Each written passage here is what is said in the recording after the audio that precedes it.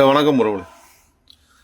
டெல்லி டெல்லியில் நீட்டு தேர்வு வினாத்தாள் கசிஞ்சதாக சொல்லி தர்மேந்திர பிரதான் மோடி ஆட்சி பதவி விலகும்னு சொல்லி பாகிஸ்தான், பங்களாதேஷ், அமெரிக்கா மற்றும் கம்யூனிஸ்ட் நக்சல்களுடைய ஆதரவு பெற்ற இயக்கங்கள் போராடிட்டு இருக்கு.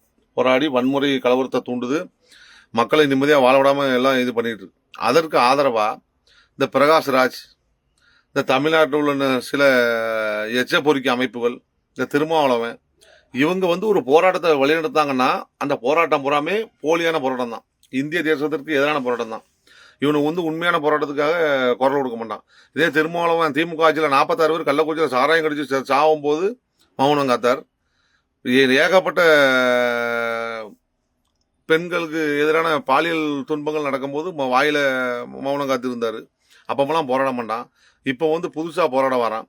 நான் என்ன சொல்லுதேன், நீட்டு தேர்வு அவசியம்தான். எங்களை மாதிரி கஷ்டப்பட்ட மாணவர்கள், கஷ்டப்பட்ட குடும்பத்தோடைய சேர்ந்த பிள்ளைகள்லாம் டாக்டர் ஆகணும்னா எப்படி ஆக முடியும்? இப்போ நான் ஒரு டிரைவர், சாதாரண டிரைவர். நான் முதலாக ஒரு ஓனருக்கு நான் வண்டி ஓட்டணும்னா அதுக்கு எனக்கு தேவை லைட் லைசன்ஸ். அதுக்கப்புறம் நான் வாடகை வண்டி, மற்றவங்களை ஏற்றிட்டு போகிற வண்டி ஓட்டணும்னா அதுக்கு தேவை பேஜ். அதுக்கப்புறம் பஸ்ஸு, இந்த ட்ராவல்ஸு, கனரக வாகனம் ஓட்டணும்னா அதுக்கு தேவை ஹெவி. நாங்கள் சாதாரண ஓட்டுநருக்கு எங்களுக்கு லைட்டு, பேஜி, ஹெவின்னு இருக்கும்போது மக்களோட உயிரை காப்பாற்றக்கூடிய டாக்டருக்கு முறையான தகுதி தேர்வு வேணும்ல. அப்போ 10ஆம் கிளாஸ் தேர்வு வேண்டாம்னு சொல்லு.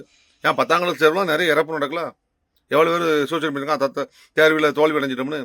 டிஎன்பிஎஸ்சி எக்ஸாம் வேண்டாம்னு சொல்லு, ரயில்வே எக்ஸாம் வேண்டாம்னு சொல்லு, ஒரு எக்ஸாம் வேண்டாம்னு சொல்லு. எல்லா எக்ஸாம் மாதிரி நீட்டு ஒரு எக்ஸாம் தானே. தகுதியுள்ளும் திறமையுள்ளும் படிச்சுட்டு போகிறான். நீட்டே வேண்டாம்னா 400 மார்க் எடுத்தவன் 10 கோடி ரூபா கொடுத்து டாக்டர் ஆவான், பணக்காரன். அந்த ஏழை மாணவர்கள் இங்கே கனவு எட்டாக்கனியாக தானே இருக்கும். அதனால் நீட்டு கண்டிப்பான அவசியம்.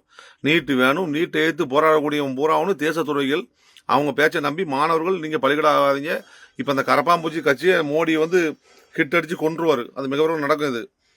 அதனால் நீங்கள் மாணவர்கள் இது புரட்சிலாம் கிடையாது. இது போலி புரட்சி. இது உண்மையான புரட்சி கிடையாது. இவனை பின்னால் போகாதீங்க. உங்கள் வாழ்க்கையை சீரழிச்சிடாதீங்க. நல்லபடியாக வாழுங்க. இல்லைனா சிஆர்பி அடிச்சாமலாம் அடி. அதில் வந்த போராட்டக்காரம்லாம் சிகரெட்டு குடிக்கான், அந்த கூட்டத்திலே தண்ணி அடிக்கான். இவனெல்லாம் உண்மையான போராட்டக்காரன், மாணவர்களுக்காக போராடக்கூடியவனவன். எச்ச நாய்கள். என்னைக்கு பிரகாஷ் ராஜுங்கிற ஒரு எச்சக்கல நாய் அந்த கூட்டத்துக்கு ஆதரவு தெரிஞ்சோ அன்னைக்கே தெரிஞ்சிட்டு இது போலி போராட்டம். அதுபோல் ஐயா தொல் டெல்லி போனார்ல, இந்த இருக்க கள்ளக்குறிச்சி போக வக்கில்ல, இந்த இருக்க அவங்க சமுதாய மக்கள் வாழக்கூடிய இடத்துல நீர்த்தொட்டியில் மலத்தை கலந்துக்கு போக வக்கில்ல, டெல்லி போயிருக்கார். அப்பமெல்லாம் அந்த போராட்டத்தை பற்றி தெரியுதா? பூரா போலி போராட்டம். ஐயா ராகுல் காந்தி வேற இந்த நீட்டை கொண்டு வந்ததே அவங்க தான். அவங்க ஆட்சி காலம் தான். திமுகவுடைய அமைச்சர் மருத்துவ அமைச்சர் கையெழுத்து போட்டதை தான் இதே வந்துச்சு. இவங்க பூரா போராடுதாங்க.